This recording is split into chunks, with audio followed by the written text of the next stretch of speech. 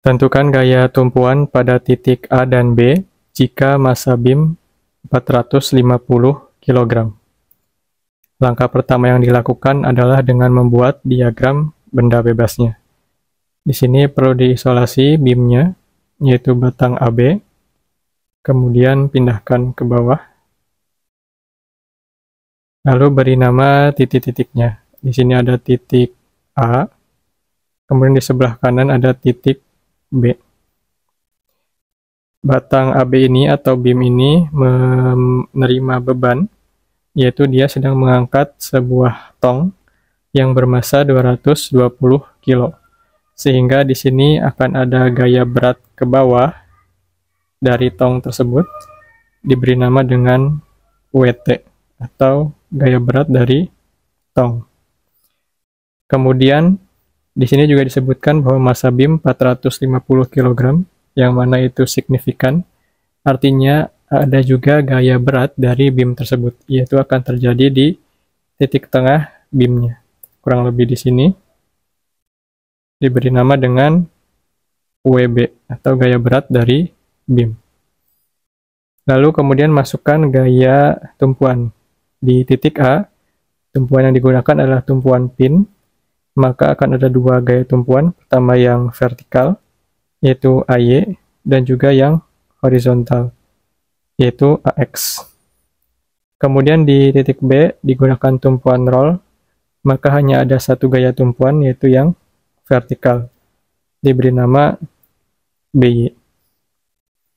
Lalu masukkan dimensi-dimensi yang diperlukan. Pertama dari titik A menuju di mana gaya berat batang BIM itu bekerja atau WB. Kemudian dari titik A menuju gaya berat dari tongnya atau WT. Kemudian dari titik A menuju ujung dari BIM-nya, yaitu titik B. Di sini titik A menuju WB itu adalah panjang BIM dibagi 2. Panjangnya adalah 8 meter, jika dijumlahkan maka dibagi 2 hasilnya 4 meter. Kemudian gaya berat tong itu 5,6 meter. Dan terakhir, titik A menuju titik B itu adalah 8 meter.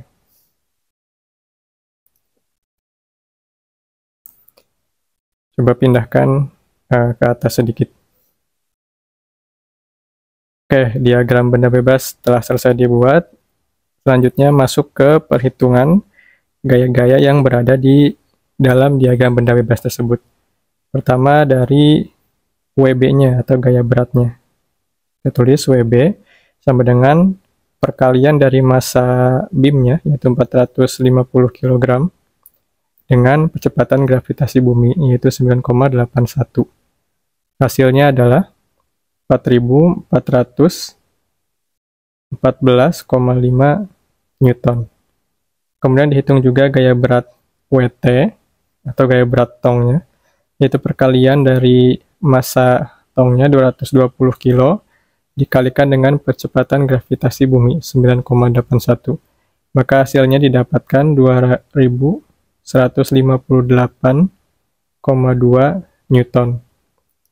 Sekarang mulai menjawab pertanyaannya, yaitu menentukan gaya tumpuan di titik A dan B. Maka perlu menentukan nilai dari AX, AY, dan juga BY.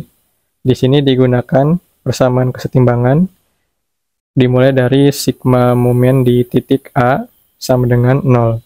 Dengan konvensi tanda berlawanan arah jarum jam itu positif.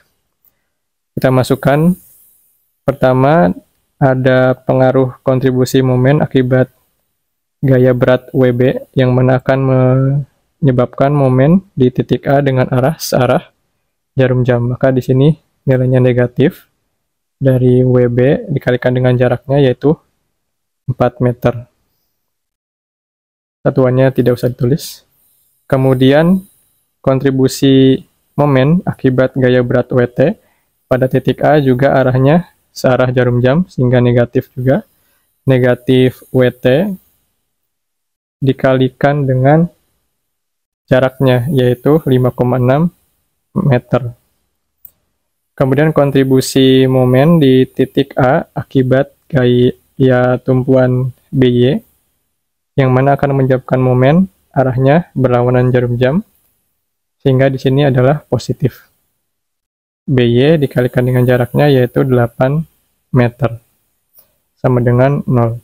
Dimasukkan angkanya bahwa WB itu adalah 4414,5 kalikan 4, kemudian dikurangi WT 2158,2 dikali 5,6, kemudian ditambah 8 BY sama dengan 0. Sehingga di sini BY bisa didapatkan yaitu 3718 Newton. Kemudian masukkan lagi persamaan kesetimbangan yang lain untuk mencari nilai AY maupun AX. Kita mulai dari sigma FY dulu. Sigma FY sama dengan 0, konvensi tanda ke atas itu positif. Masukkan gaya-gaya yang searah sumbu Y, ada pertama AY, arahnya ke atas maka positif. Kemudian WB, arahnya ke bawah sehingga negatif. Begitu juga dengan WT, negatif. Terakhir adalah BY, arahnya ke atas sehingga positif, sama dengan 0. Masukkan angka-angkanya, di sini AY belum diketahui. WB sudah diketahui yaitu 4414,5. Dikurangi WT yaitu 2158,2, kemudian ditambah BY yaitu 3718 sama dengan 0.